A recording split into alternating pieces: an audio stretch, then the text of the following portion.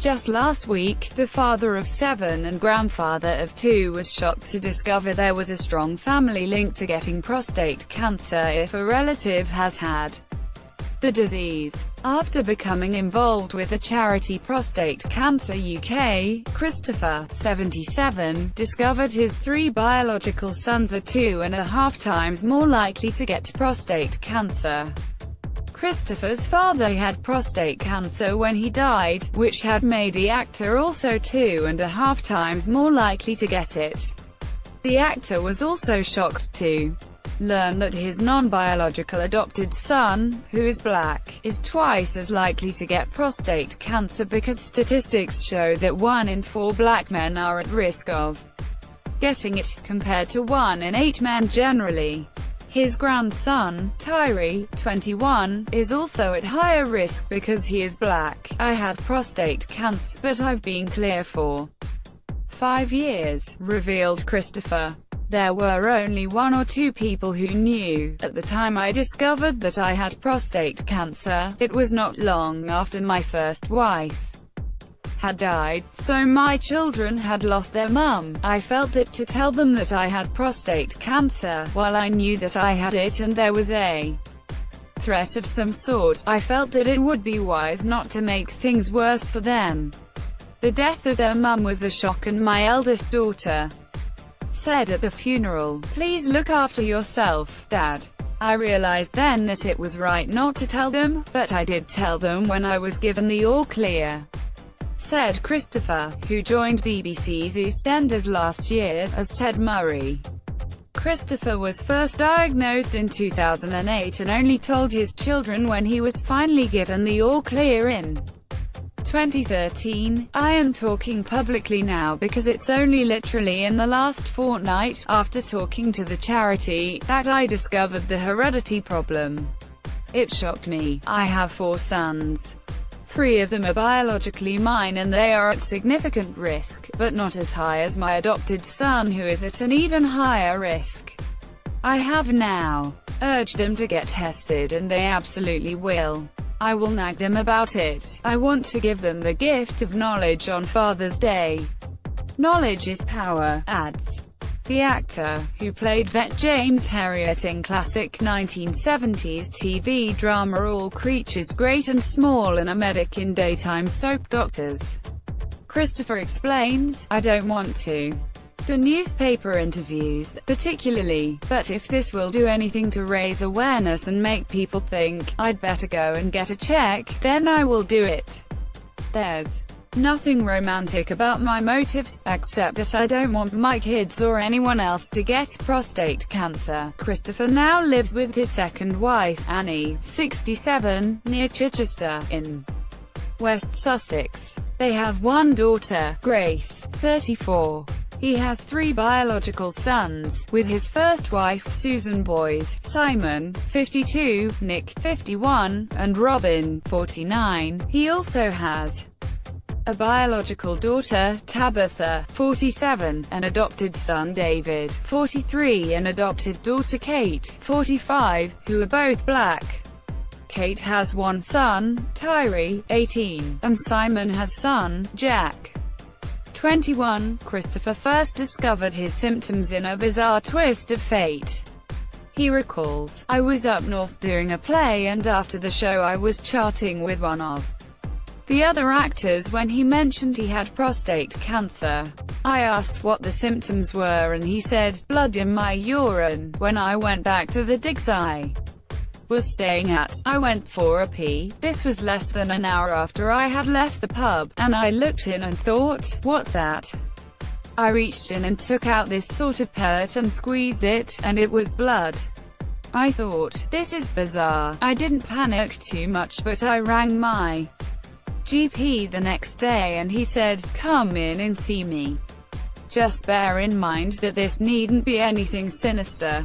So I didn't worry too much. A prostate-specific antigen (PSA) blood test showed Christopher required further investigation. The GP arranged an appointment with a specialist. My wife had said, let's not hang around, so we paid for that consultation. Christopher was referred for a rectal exam, urine flow test, and a biopsy. He explains, "The test was very undignified and painless, but I was quite nervous about it." 20 hours later we went back and he came out of his office and looked at me and his face bore the expression of, "I've got bad news. I had just finished playing a doctor in Doctors and I had to tell somebody that they had cancer."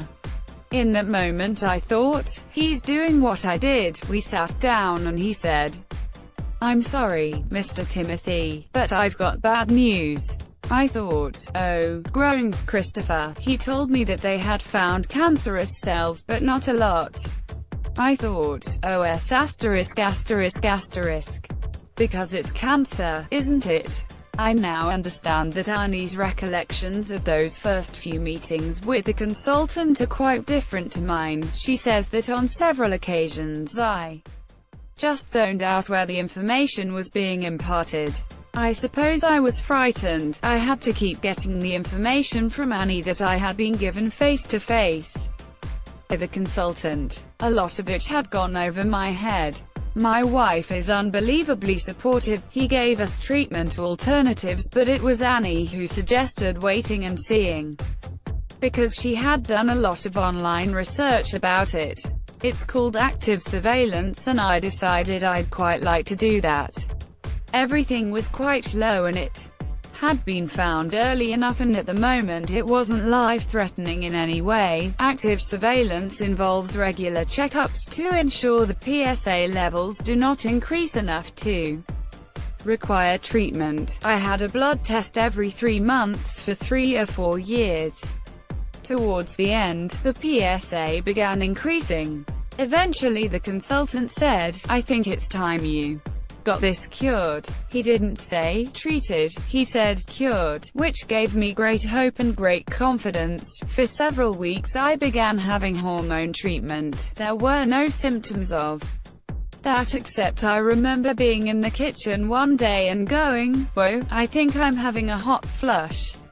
My wife said, "Welcome to my world." Then I had radiotherapy.